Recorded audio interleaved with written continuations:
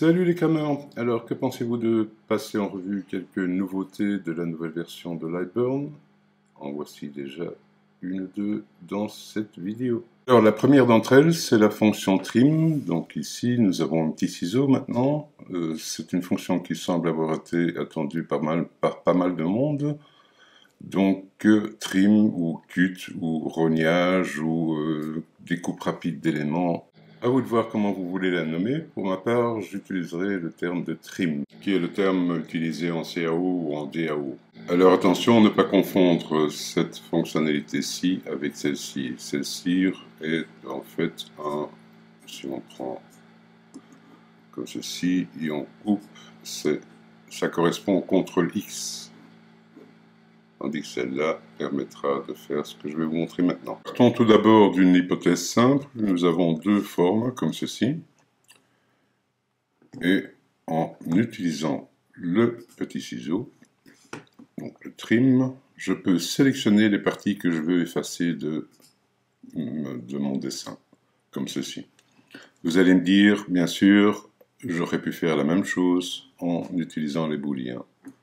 Mais je veux vous démontrer qu'il y a deux façons de faire les choses. Donc ici, nous avons ceci. Si je le passe en remplissage, vous voyez que les formes sont fermées, donc il utilise bien le remplissage.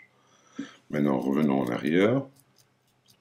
Si, en faisant donc votre trim, vous restez appuyé sur la touche commande ou contrôle sur Windows, et que je sélectionne mes parties à effacer, comme ceci, si je passe le tout en remplissage, vous voyez que la forme n'est plus fermée. C'est-à-dire que nous avons deux éléments. Donc ceci, ces segments-là font partie d'un seul élément, et mon cercle en fait partie d'un autre. Donc ceci, nous n'aurions pas pu l'obtenir avec un booléen. Alors voyons un peu plus loin. Alors c'est l'occasion de vous montrer une deuxième nouveauté de la nouvelle version. Si vous voulez sélectionner, si vous allez de gauche à droite, vous voyez maintenant que la zone de sélection est remplie. Elle est coloriée en vert ici. Donc de droite à gauche, on sélectionne tout ce qui est traversé par la sélection. Donc si je sélectionne tout. Et de l'autre côté, de gauche à droite, tout ce qui est inclus dans la sélection. Ça, c'est la petite nouveauté. Ok, donc supprimons ça et voyons plus loin. Amusons-nous un peu avec notre nouvel outil. Je démarre ici avec une image qui a été vectorisée. Elle est groupée.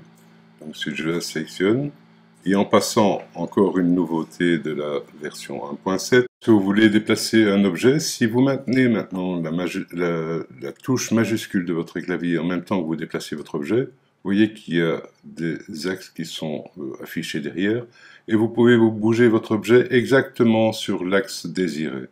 Donc tous les multiples de 45 degrés, vous pouvez le déplacer précisément, comme ceci. Ok. Bon, ben là, je vais démontrer un peu ce qu'il est possible de faire avec le nouvel outil. Voici une petite démo toute simple. Je crois que j'utilise toute l'étendue de cette fonctionnalité. Si vous avez des questions, n'hésitez pas. En commentaire, je réponds à tous.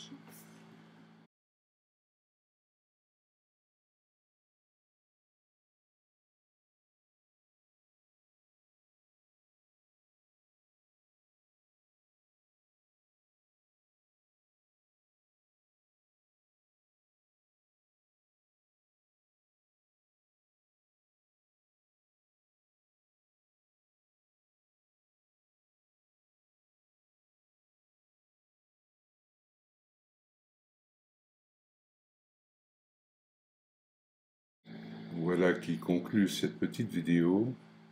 J'espère qu'elle vous aura plu. Alors vous connaissez la chanson, un petit pouce, un abonnement et vous verrez les suivants. À bientôt.